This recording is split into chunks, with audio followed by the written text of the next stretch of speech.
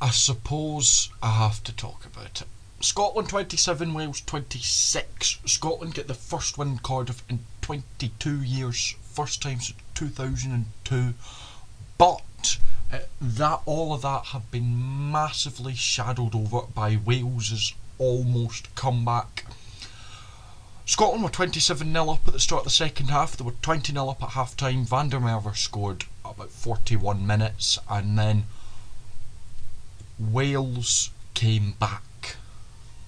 Why? Because Scotland's discipline is crap.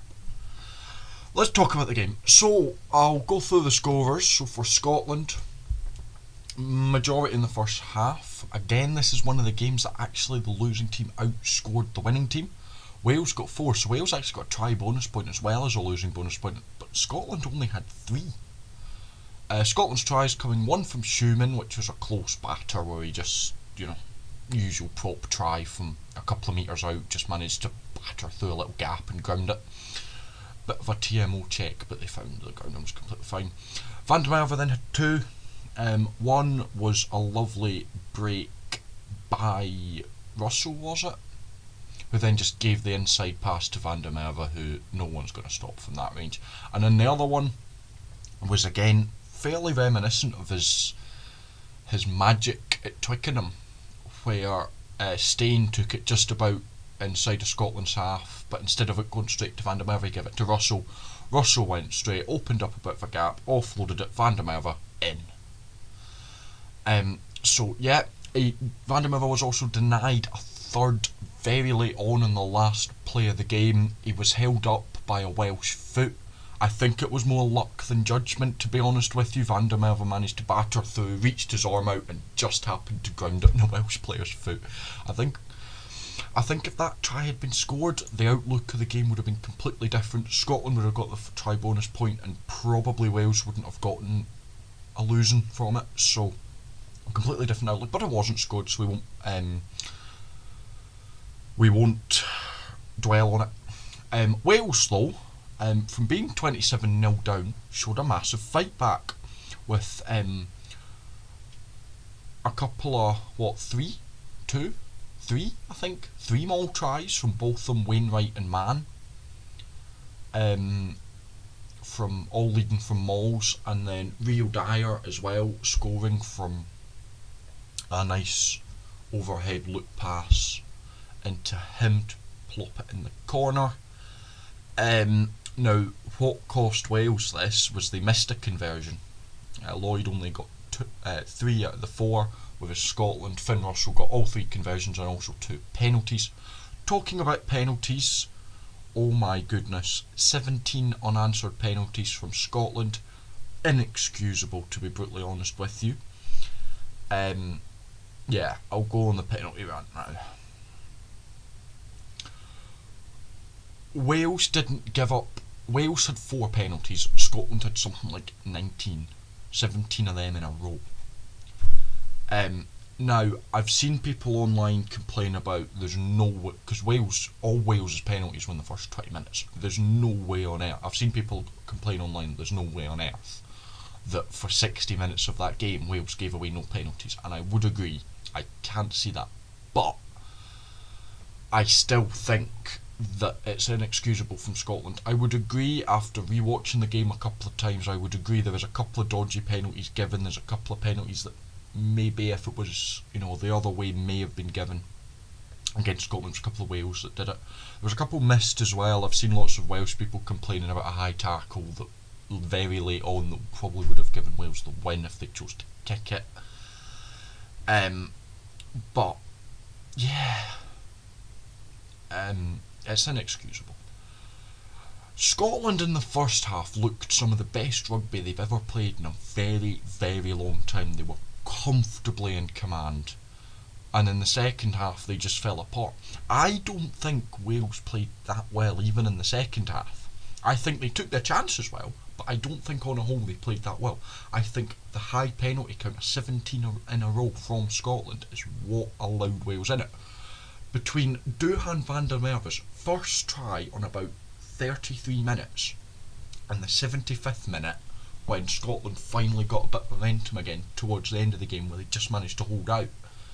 Scotland had 33 seconds of the 40-50 minutes in with the ball in Wales's half. About 10 of those were Duhan van der Merwe's second try when he ran it in from about 40 metres out. So yeah, it's the penalties. Scotland, they just get out. Wales would kick it in the corner, and to be honest with you, I think most teams would be able to score at least 2 or 3. Wales did well. Their maul was really, really good. Don't get me wrong. Their ability to finish them off, but I'm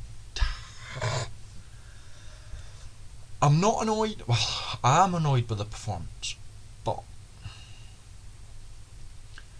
as a game, I'm gonna say this: if Scotland play like the first half in the rest of their games, I'm not gonna be mad. If they play like the second half, I'm gonna be fuming.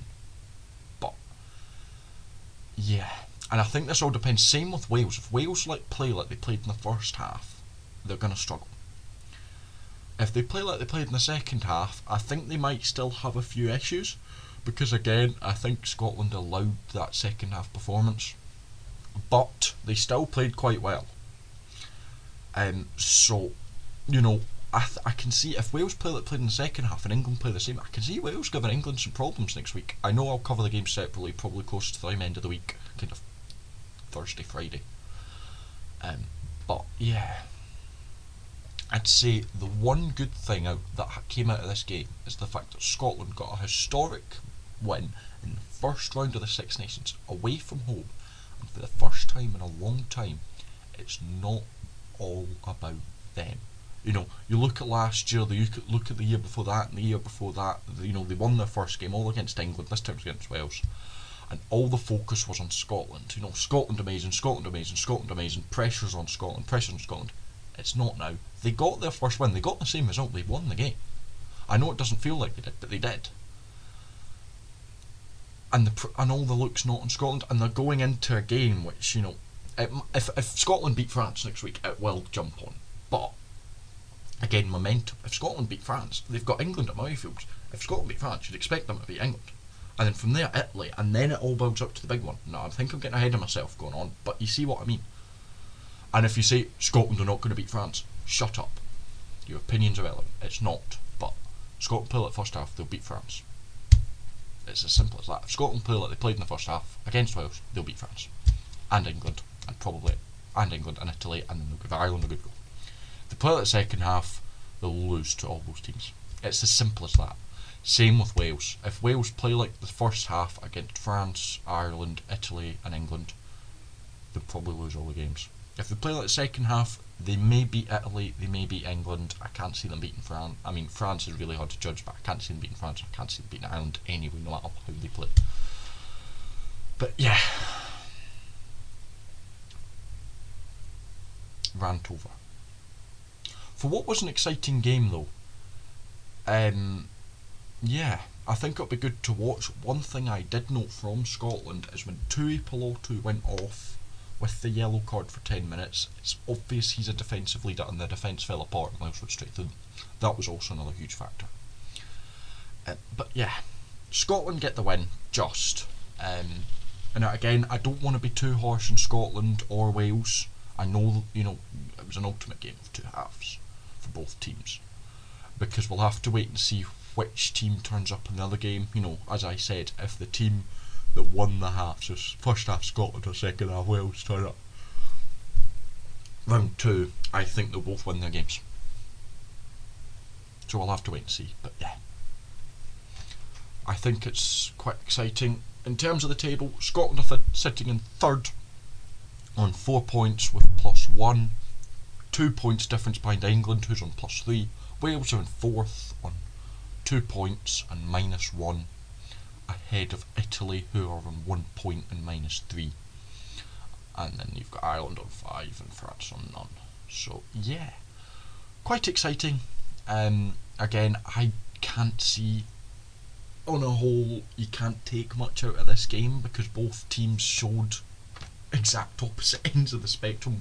They played really well one half, really bad the other half. So I think I'll have to wait and see which sides implemented more again. So yeah, thank you very much for watching. If you enjoyed, make sure to like and subscribe. Until next time, I shall see you later.